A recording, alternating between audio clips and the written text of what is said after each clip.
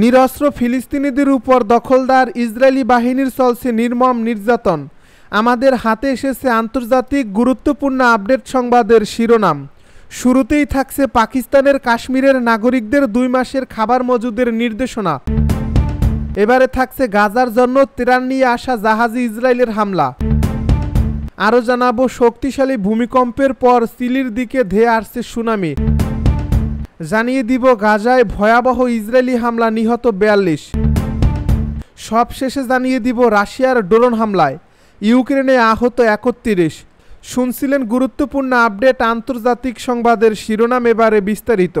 তবে তার আগে অনুরোধ রইল ভিডিওটিতে একটি লাইক দিন এবং কমেন্ট করে জানিয়ে দিন ভিডিও সম্পর্কে আপনার মূল্যবান মতামত। আরও জানিয়ে দিন ভিডিওটি কোথা থেকে দেখছেন বা কোন জেলা থেকে দেখছেন। পাকিস্তান অংশের কাশ্মীরের নাগরিকদের 2 মাসের খাবার মজুদের নির্দেশনা। পাকিস্তানের আজাদ কাশ্মীরের ভারত সীমান্তবর্তী অঞ্চলের বাসিন্দাদের 2 মাসের খাবার মজুদের নির্দেশনা দেওয়া হয়েছে। ভারত নিয়ন্ত্রিত জম্মু কাশ্মীরের পেহেলগামে হামলার জেরে সৃষ্টি হওয়া উত্তেজনার মধ্যে শুক্রবার এমন নির্দেশনা দেন আজাদ কাশ্মীরের প্রধানমন্ত্রী চৌধুরী আনোয়ারুল হক। তিনি স্থানীয় সংবাদ মাধ্যমকে বলছেন, সীমান্ত রেখার কাছে 13টি নির্বাচনী এলাকার মানুষকে 2 মাসের খাবার মজুদ করতে বলা হয়েছে। এছাড়া ওই এলাকাগুলোর মানুষের খাবার, ওষুধ এবং অন্যান্য প্রয়োজনীয় জিনিসের যোগান নিশ্চিত রাখতে 100 কোটি রুপি ফান্ড গঠন করতে হয়েছে। আজাদ কাশ্মীরের রাস্তাঘাটগুলো ঠিক রাখতে সরকারের পাশাপাশি বেসরকারি মালিকানাধীন যন্ত্রপাতিও সীমান্ত রেখার কাছে মোতায়েন করা হয়েছে বলে জানান তিনি। এছাড়া পেহেলগামে হামলায় সৃষ্ট উত্তেজনার জেরে যে কোনো সময় সামরিক হামলা করতে পারে ভারতীয় সেনাবাহিনী। এমন আশঙ্কায় 10 দিনের জন্য বন্ধ করা হয়েছে পাকিস্তান নিয়ন্ত্রিত কাশ্মীরের সব মাদ্রাসা। বৃহস্পতিবার এক সরকারি নোটিশে এ আদেশ জারি করা হয়। গাজার জন্য ত্রাণ নিয়ে আসা জাহাজে ইসরায়েলের হামলা। গাজায় ত্রাণ নিয়ে যাওয়ার পথে আন্তর্জাতিক জলসীমায় একটি জাহাজে হামলা করেছে ইসরায়েল। মিশনের আয়োজনে ফ্রিডম ফ্লোটিলা কোয়ালিশন নামের একটি সংগঠন ইসরায়েলের অবরোধ ভাঙার লক্ষ্যে এই ত্রাণবাহী জাহাজ নিয়ে রওনা দেওয়া হয়েছিল। সংগঠনটি জানিয়েছে ইউরোপের মাল্টার কাছে ড্রোন হামলার শিকার হয়েছে তাদের এই জাহাজটি। শুক্রবার এক বিবৃতিতে এফএফসি বলছে, সশস্ত্র ড্রোনগুলো নিরস্ত্র বেসামরিক জাহাজের সামনের দিকে 2 বার আক্রমণ করছে। এর ফলে আগুন লেগে যায় এবং জাহাজের হালে বড় ধরনের ফাটল ধরে যায়। এ বিবৃতিতে ইসরায়েলের উদ্দেশ্যে বলা হয়, ইসরায়েলি রাষ্ট্রদূতের তলব করতে হবে এবং আন্তর্জাতিক আইন লঙ্ঘনের জবাব দিতে হবে, যার মধ্যে চলমান অবরোধ এবং আন্তর্জাতিক জলসীমায় আমাদের বেসামরিক জাহাজে বোমা হামলা অন্তর্ভুক্ত রয়েছে। তবে ইসরায়েল ড্রোন হামলার বিষয়ে এখন কোনো মন্তব্য করেনি।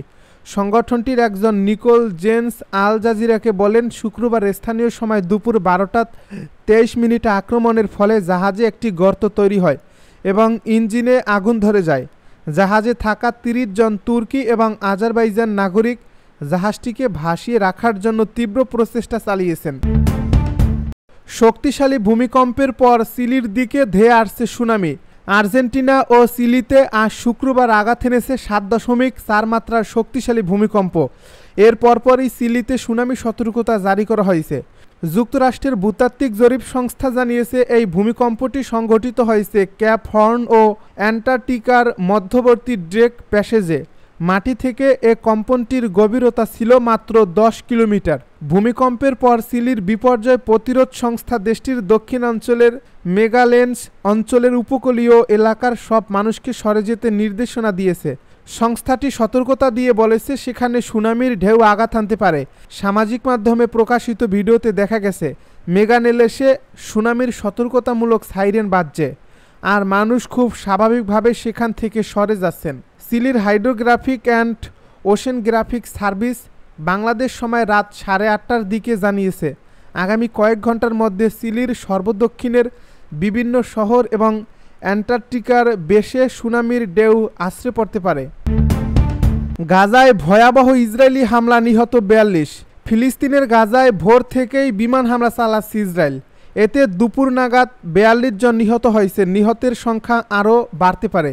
শুক্রবার আল জাজিরার এক প্রতিবেদনে এই তথ্য জানানো হয়। বলা হয়, ভোরের দিকে শুরু হওয়া ইসরায়েলের ভয়াবহ হামলা অব্যাহত রয়েছে। বিভিন্ন স্থান থেকে নিহতের খবর আসছে। চিকিৎসা সূত্রে আল জাজিরাকে জানিয়েছে, ভোর থেকে উপত্যকায় ইসরায়েলি বাহিনীর বিমান হামলায় ৪২ ফিলিস্তিনি নিহত হয়েছেন। মধ্য গাজায় ইসরায়েলি হামলায় মৃতের সংখ্যা বেশি। এছাড়া ইসরায়েলি সেনাবাহিনী বুরেই শরণার্থী শিবিরে একটি বাড়িতে বোমা হামলা চালিয়েছে। আল জাজিরার সংবাদদাতা জানিয়েছে সেখানে মৃতের সংখ্যা বেড়ে ৮ জনে দাঁড়িয়েছে। নিহতের সবাই একই পরিবারের। পৃথক এক হামলায় মধ্য ও উত্তর গাজায় ইসরায়েলি হামলায় ৯ জন নিহত হয়েছেন। সেখানে ইসরায়েলি সেনাবাহিনী ২টি পৃথক বাড়িতে বোমা হামলা চালিয়ে শিশু ও নারীসহ বেসামরিক নাগরিক হত্যা করে। একই ঘটনায় বহু আহত হয় ধ্বংসস্তূপে পড়ে আছেন। স্থানীয় সূত্র ওয়াফা সংবাদ সংস্থাকে জানিয়েছে গাজা শহরের উত্তর পশ্চিমে শেখ রাদওয়ান পাড়ায় একটি বাড়িতে ইসরায়েলি যুদ্ধবিমানের বোমা হামলায় ২ ফিলিস্তিনি নিহত এবং বেশ কয়েকজন আহত হয়েছে। সংস্থাটি আরও জানিয়েছে ইসরায়েলি বিমানগুলো মধ্য গাজার বুরে শরণার্থী শিবিরে হামলার পরও সরে যায়নি। সেগুলো কিছুক্ষণ পরপর চক্কর দিচ্ছে, মনে হচ্ছে আরও হামলা করা হবে। রাশিয়ার ড্রোন হামলায় ইউক্রেনে আহত ৩১। গতকাল বৃহস্পতিবার গভীর রাতে ইউক্রেনের দক্ষিণ পূর্বাঞ্চলীয় শহর জাপ্রোজিয়ায় রাশিয়ার চালানো ধারাবাহিক ড্রোন হামলায় ব্যাপক ক্ষয়ক্ষতি হয়েছে। এই হামলায় এক শিশুসহ অন্তত ৩১ জন আহত হয়েছে বলে জানিয়েছে স্থানীয় গভর্নর ইভান ফেডোরভ। ফেডোরভ জানান রুশ বাহিনী এই শহরটিতে অন্তত 10টি পৃথক হামলা চালিয়েছে। এসব হামলায় ক্ষতিগ্রস্ত হয়েছে একাধিক ব্যক্তিগত বাড়ি, 10টি বহুতল অ্যাপার্টমেন্ট ভবন, একটি শিক্ষা প্রতিষ্ঠান ও গুরুত্বপূর্ণ অবকাঠামো। তিনি আরও জানায় ধ্বংসস্তূপের নিচ থেকে ৩ জনকে জীবিত উদ্ধার করা হয়েছে এবং আহত ১২ জনকে হাসপাতালে ভর্তি করা হয়েছে। এই হামলার পর জাপ্রোজিয়ার বিভিন্ন এলাকায় আগুন ছড়িয়ে পড়ে।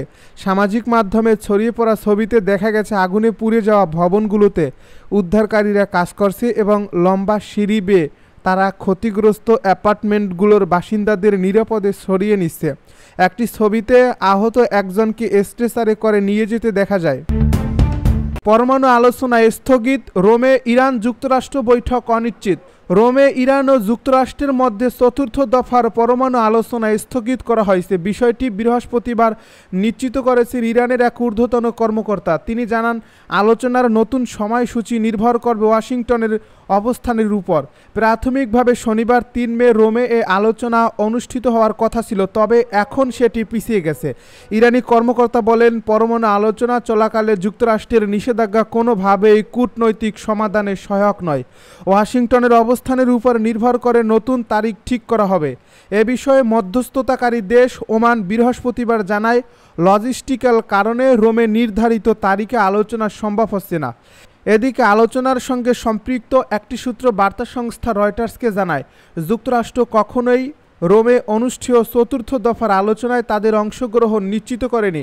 সূত্রটি আরও জানায় আলোচনা কখন কোথায় অনুষ্ঠিত হবে তা এখনও নির্ধারিত হয়নি, তবে শীঘ্রই এ বিষয়ে সিদ্ধান্ত আসবে বলে আশা করা হচ্ছে। এ সময় ইরান যুক্তরাষ্ট্রকে অসঙ্গত আচরণ ও উস্কানিমূলক মন্তব্যের জন্য অভিযুক্ত করে। ইরানের অভিযোগ যুক্তরাষ্ট্র একদিকে আলোচনা চায়, অন্যদিকে নিষেধাজ্ঞা আরোপ করছে এবং ইয়েমেনের হুতি গোষ্ঠীর প্রতি তেহরানের সমর্থন নিয়ে হুঁশিয়ারিও দিচ্ছে। ইরানের পররাষ্ট্র মন্ত্রণালয়ের মুখপাত্র ইসরায়েলি বাঘারি জানান তেহরান যুক্তরাষ্ট্রের সঙ্গে গঠনমূলক আলোচনায় বসতে আগ্রহী এবং তারা এ বিষয়ে পুরোপুরি প্রস্তুত। তবে পারমাণবিক আলোচনা ঘিরে যুক্তরাষ্ট্র ও ইরানের মধ্যে উত্তেজনা বাড়িয়ে দিয়েছে ইয়েমেনের হুতি ইস্যু।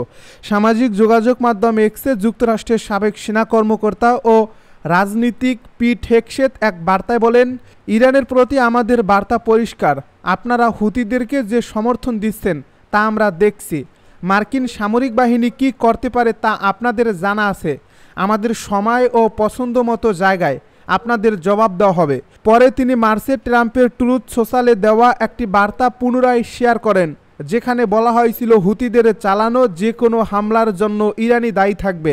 তবে ইরান বরাবরই দাবি করে আসছে হুতিরা স্বাধীনভাবে কাজ করে।